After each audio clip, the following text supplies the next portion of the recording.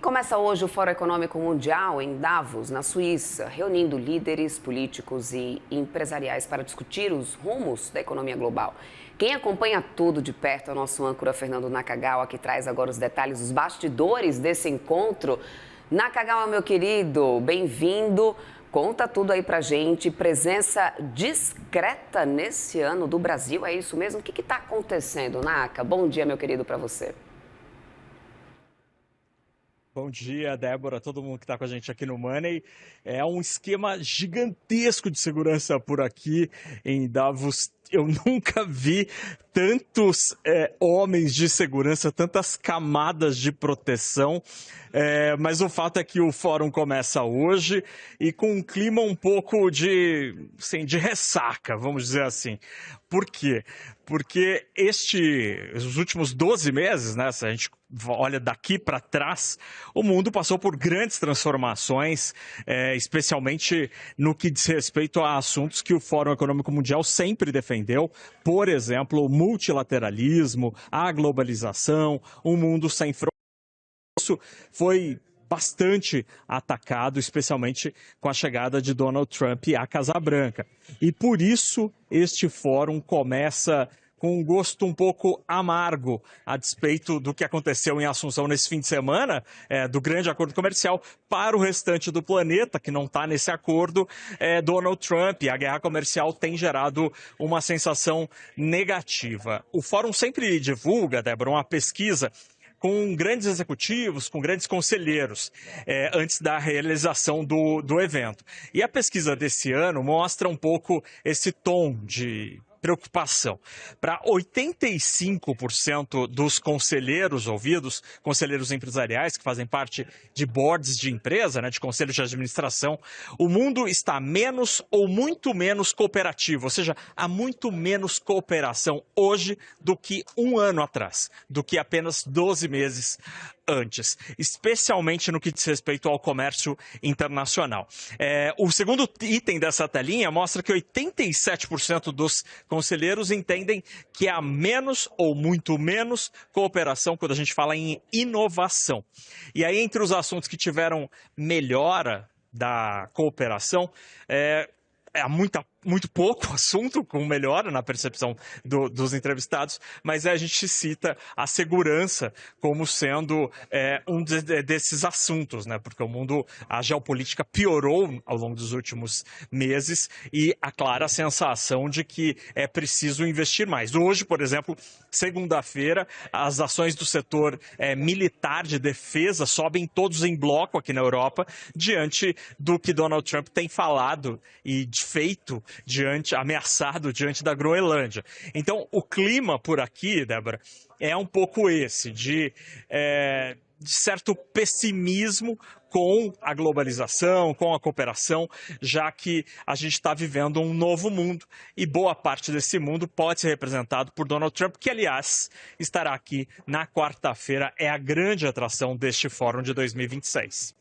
Pois é, aguardado o que ele vai falar, inclusive, né? E num momento tão importante e crucial como esse, Naka, que você muito bem tem pontuado. Agora, Naka, além da agenda econômica, Davos virou também praticamente uma fortaleza, como você tem trazido aí pra gente em relação a essa questão da segurança, né? Esse clima é unicamente por causa dessa tensão global, só que de que forma você acredita que isso pode acabar influenciando essas discussões no fórum? Pode acabar desviando um pouco do que poderia ser o centro das atenções, né, em termos de pautas econômicas, Naka? Débora, esse assunto é interessante porque a direção do fórum entende que há uma ameaça terrorista bastante elevada. E por isso, esse clima de cidade sitiada. Esse é o 7º ano que eu venho ao Fórum Econômico Mundial aqui em Davos. Eu nunca vi uma cidade tão restrita e com tantas amarras e dificuldades para se chegar. Eu estou numa cidade vizinha aqui e para você chegar até Davos existe um controle em que todos os carros, todos os veículos são parados e há uma vistoria no veículo e na documentação das pessoas e também dos motoristas.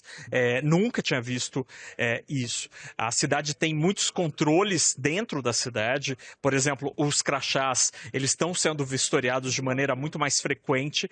muito por causa, obviamente, da chegada de Donald Trump. E ontem, por exemplo, quando eu vim aqui ao fórum para buscar minha credencial, exercícios militares com helicópteros, vários helicópteros ao mesmo tempo, já que há a expectativa de que Trump chegue de Zurique a Davos de helicóptero.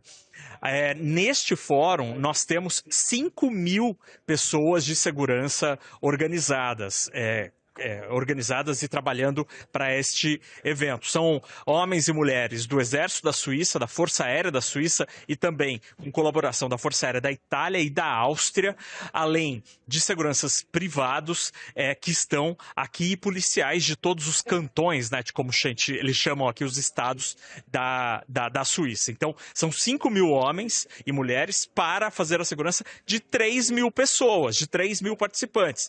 São 1.400 líderes empresariais, são 400 autoridades, 400 jornalistas de 130 países. Ou seja, dá quase 2 homens de segurança a cada participante. Isso dá uma amostra de como a cidade e o fórum estão se preparando diante dessas ameaças. Ameaças são de terrorismo tradicional, né? Então você tem medo de protesto, tem muita expectativa de protestos contra Donald Trump, por exemplo, mas também há expectativa e preparo para evitar ameaças modernas. Por exemplo, um cyberataque, este é um grande tema aqui, tem uma força, um destacamento especial, por exemplo, do Exército Suíço para evitar a chegada de drones à cidade.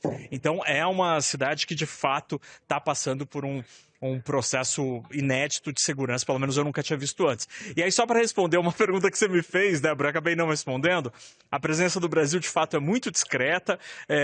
Presidentes da República já estiveram aqui do Brasil, ministros da Fazenda, presidentes do Banco Central, mas neste ano, não. O presidente Lula não está aqui, ministro Fernando Haddad não está aqui, Dario Durigão, número 2 e provável futuro ministro, também não está aqui, Gabriel Galípolo, presidente do Banco Central, também não está aqui. A principal autoridade do Brasil em Davos será a ministra de Gestão, a ministra Esther Dweck, que participa de um painel sobre o crescimento da América Latina, por que a região cresce tão pouco, é a principal autoridade por aqui. Agora, tem muita gente do setor privado, tem muitos banqueiros, banqueiros dos principais bancos brasileiros e que operam no Brasil, também de grandes empresas, então a presença privada, essa sim, é forte, como sempre, por aqui em Davos. Débora. Muito rapidamente, Naka, tem um porquê dessa ausência dessas autoridades brasileiras? É comum isso acontecer? Você que está no 7º ano, acompanhando inclusive o fórum, o que isso representa? Qual que é o recado que isso deixa em relação ao Brasil,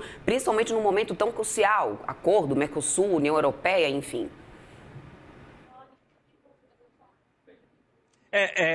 O governo brasileiro, o presidente Lula, né, a atual presidência do Brasil, dá para dizer assim que não gosta muito do Fórum Econômico Mundial. Eles entendem que aqui é uma congregação, né, uma reunião da elite mundial e a posição política, ideológica do governo brasileiro não entende que esse é o melhor fórum para se debater grandes assuntos. O Brasil prefere, de maneira explícita, fóruns como o G20 ou o BRICS, mas são de natureza diferente, né? O G20 e BRICS têm uma natureza muito mais pública, né? São governos, estados, e aqui são estados, mas também principalmente a iniciativa privada, a sociedade.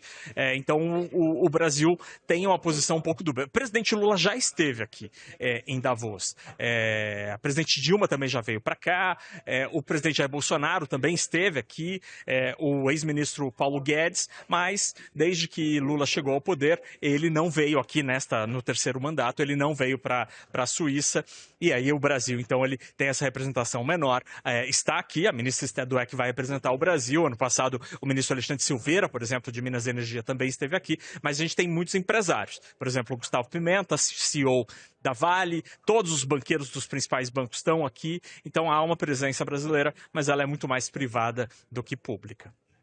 Mas temos Fernando Nakagawa presente aí para poder representar o CNN Money e trazer tudo o que está acontecendo e os termos de discussões importantes. Naka, obrigada, meu querido. Aguardo você aí diretamente de Davos, da Suíça, trazendo todos os detalhes aí, tudo que você está acompanhando. Bom trabalho, boa semana. Obrigada, hein? Até a próxima.